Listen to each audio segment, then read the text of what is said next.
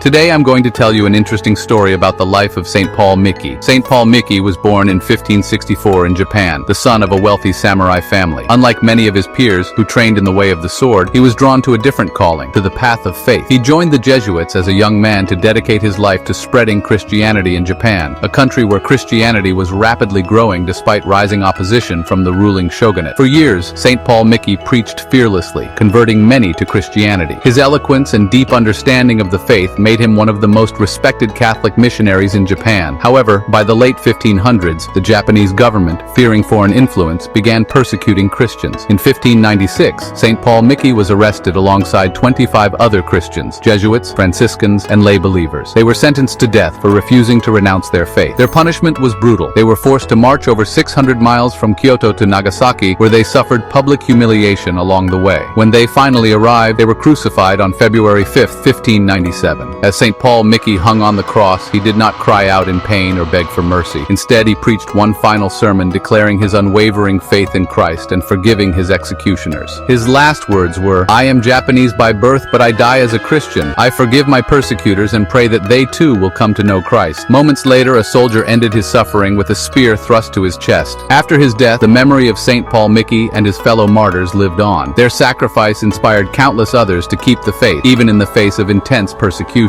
In 1862, Pope Pius IX canonized St. Paul Miki and his companions, recognizing them as saints of the Catholic Church. Today, he is honored as the patron saint of Japan, and his feast day is celebrated every 6th of February. If you like stories like this, follow, like, and subscribe.